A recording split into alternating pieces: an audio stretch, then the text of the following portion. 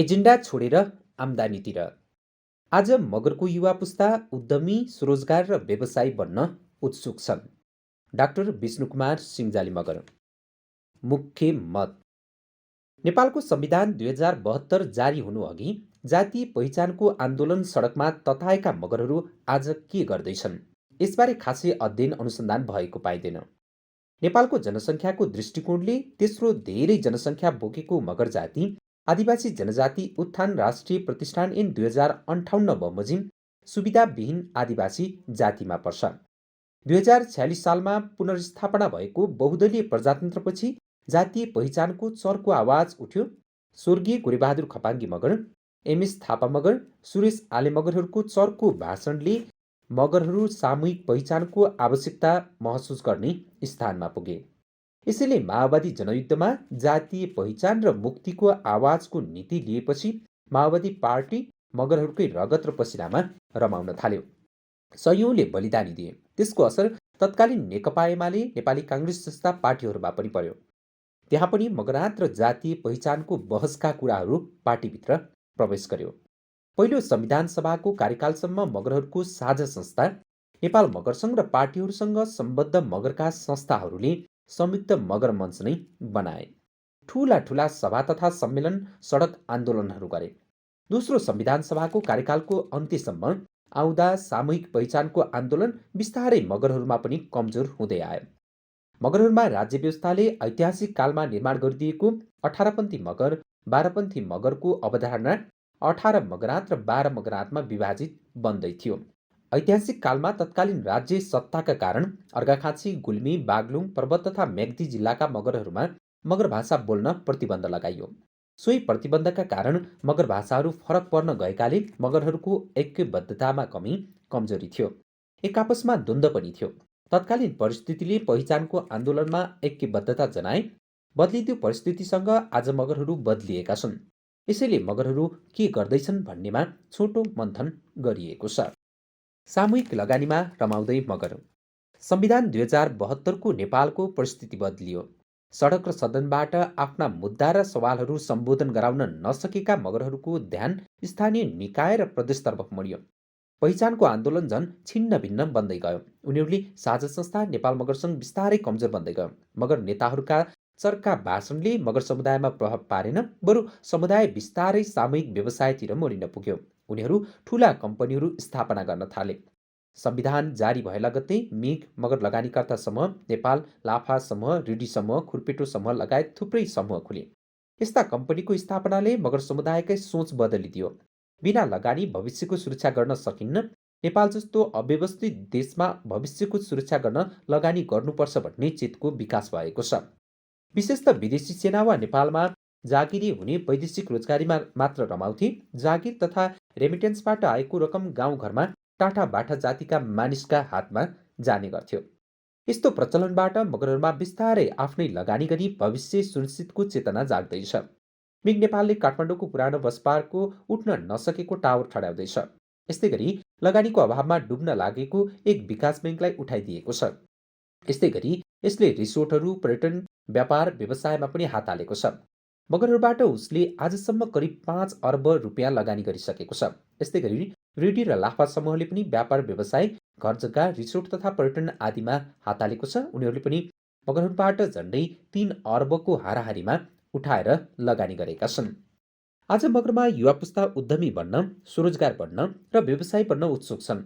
गाउँ गाउँमा मगरहरूका कम्पनीका प्रतिनिधिहरू लगानी गर्न, व्यापार, व्यवसाय तथा उद्यमका कुरा गर्न थालेका छन्। जातीय पहिचानका कुराहरू गर्ने मगर सङ्घ तथा राजनीतिक पार्टीका कार्यकर्ताहरूको मुद्दा पनि हराएको छ। उनीहरू व्यवसायमा रमाउन थालेका छन्। यस्तो प्रकारको लहर विगतको बहुदलीय प्रजातन्त्रको स्थापना भएपछिको दशकमा पनि उभार आएको थियो।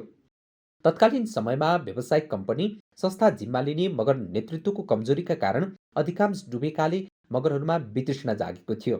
त्यो वितृष्णा सामूहिक पहिचानको आन्दोलनको ऊर्जा पनि बन्यो। मिग नेपालका एक सञ्चालक सुमन थापा मगर विगतका कमी कमजोरी सच्याउँदै व्यवसायमा अगाडि बढ्नुपर्नेमा जोड दिन्छन्। युवा पुस्ताको ऊर्जा तथा लगनशीलता, प्राज्ञिक व्यक्तित्वहरूको परामर्श तथा बौद्धिक खुराकले मगर समाजलाई समृद्धिको दिशामा डोर्याउने आशा गर्न सकिन्छ।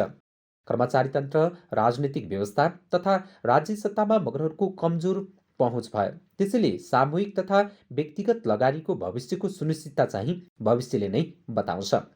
नेपालको राज्य सत्ता, कर्मचारी तन्त्र तथा नेतृत्व उद्योगी व्यवसाय मन्त्री नभएका कारणबाट धेरै उद्योग व्यवसाय धराशायी बनेका छन्। यस्तो अवस्थामा उनीहरूको सामूहिक तथा व्यक्तिगत लगानीहरू धराशायी बन्यो भने त्यो जमातको मनस्थिति कता बदलिन्छ अहिले नै यसै भन्न सकिँदैन। नेटवर्किङभन्दा सामूहिकमा विश्वास। विगतमा मगर समाजमा नेटवर्किङ व्यवसायले निकै गाँजेको थियो। आफूलाई वकिल, पत्रकार, शिक्षक, प्राध्यापक, कर्मचारी तथा मगर अगुवा राजनीतिक पार्टीका नेता तथा कार्यकर्ता बताउनेहरू नै त्यसका प्रवर्धक भए। विश्वासमा परेर लगानी गरे।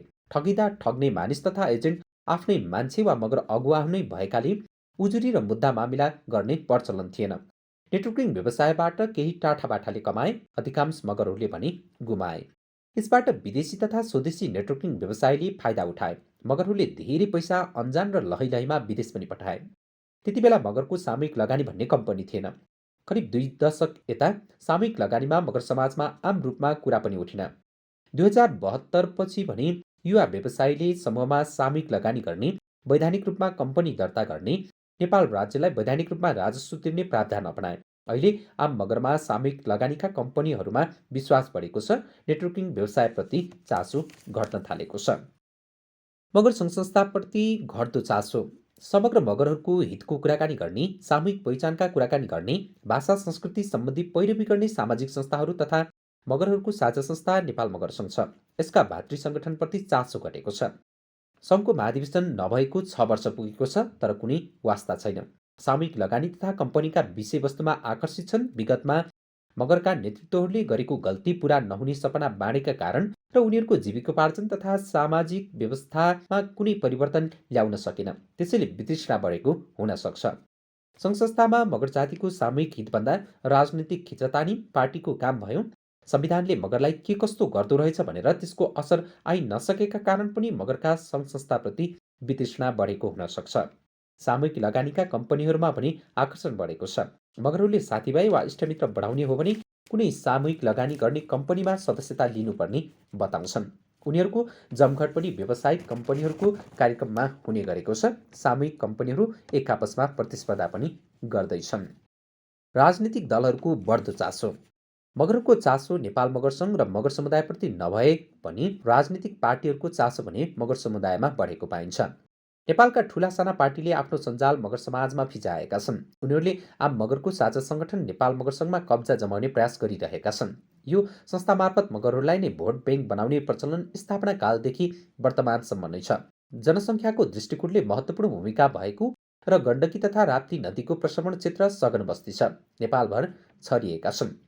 नेपाली काङ्ग्रेसको राष्ट्रिय मगर सङ्घ, नेकपा एमालेको मगर सङ्घ नेपाल, नेकपा माओवादी केन्द्रको मगर मुक्ति मोर्चा, नेकपा यसको समाजवादी मगर सङ्घ नेपाल, जनता समाजवादी पार्टीको नेपाल मगर सङ्घ समाजवादी, राष्ट्रिय जनमुक्ति पार्टीको मगर महासङ्घ नेपाल लगायत थुप्रै पार्टीले मगर बस्तीमा प्रश्न भातृ सङ्गठन बनाएका छन्।